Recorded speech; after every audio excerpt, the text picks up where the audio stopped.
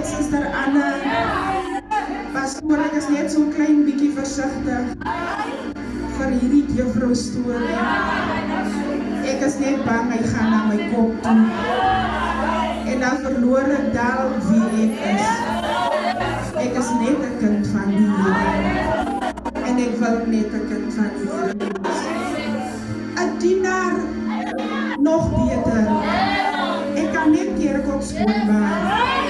Dan is ek oral. Solank ek net 'n kind van die Here is. Halleluja. Vrede vir julle dierbare. Amen. Groete in die huis van die Here aan ons pastore. Elkeen volgens sy rang. Almal hier teenwoordig. Die kerkraad, elke broer, elke suster. Ons sondagskool, ons jong mense, ons pragtige jong mense. U is wonderlik gegroet. U wil nie weet hoe ek hier gekom het. Ek was soos hy spook wat hulle altyd van vertel. Toe hy hoor die mense trek, toe sê hy ek gaan saam.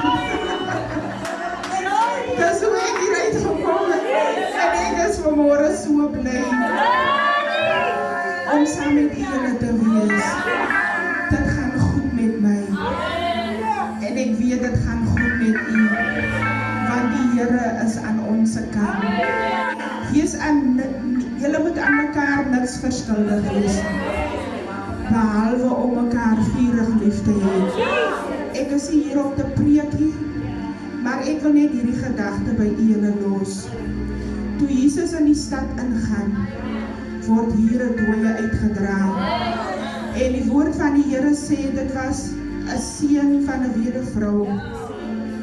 Hulle is op pad om hom te gaan begrawe. En Jesus beveel hierdie seun om op te staan. En daar kom lewe. Hier is nog 'n gedeelte in die Bybel waar Jesus se beste vriend Lazarus siek is. En hy kry die boodskap Lazarus is siek. En hy tel hom so 'n bietjie, want hy sê dat hierdeur moet die krag van die Here geopenbaar word. En Lazarus kom tot 'n sterwe. Lazarus sterwe nie net nie, maar Lazarus word begrawe. En Jesus is nog steeds nie daar nie. Maar Jesus daag op by 'n lijk wat begrawe is, wat al ryk. En hy beveel hom om op te staan. En hy staan op en Lazarus lewe, want hy is die opstanding en hy is die lewe. En daar is nog 'n gedeelte in die woord van die Here in Esegiel, waar die gees van die Here vir Esegiel in die laagte invat. En dit is nie net 'n lijk wat moet gaan begrawe word nie, of 'n lijk wat al rykie, maar dis 'n lijk wat al 'n lijk is, want daar is net dorre bene. Nou ek vra vir die Here, hoe lank moet 'n mens al gesterwe het? Ons weet nou Lazarus was 3-4 dae dood, ek praat onder korreksie, maar hoe lank moet 'n mens gesterwe het, dat die dorre bene is? En weet die dierbaar is, net 'n week daarna is ek by 'n begrafnis van my kollega se ma. En die begrafnis is besonder, want die ma het gevra, sy wil graag saam met haar man begrawe wees. En haar man is 42 jaar oorlede. Weet, in ons gesels in die kar, terwyl ons op pad is, en haar meisiekind noem, maar ons het nie gepraat oor die dorre bene en Esegiel, dis in my gedagte. En sy sê vir my, weet jy, toe die begrafnisondernemer die gat oopmaak en my pa se kus oopmaak, was daar nog bene en daar was hare.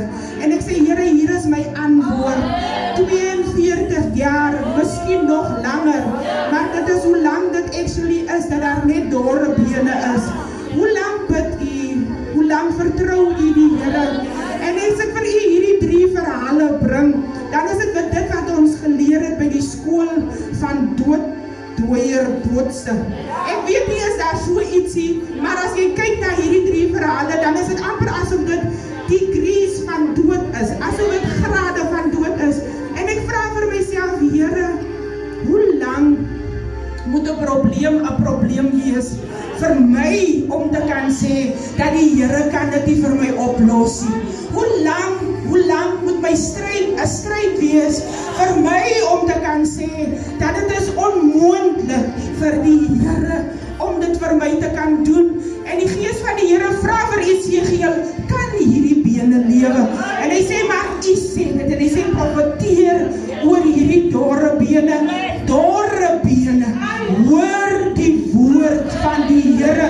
En ek wil vanmôre vir iemand vanmôre bemoedig, as u niks gehoor het wat ek gesê het nie, dan wil ek vanmôre vir u dit sê, hou net 'n bietjie aan, hou net nog so 'n klein bietjie uit, hou net nog so 'n klein bietjie aan, weet die dierbares, dit is ook in hierdie tyd, want die Here bedien my met hierdie woord.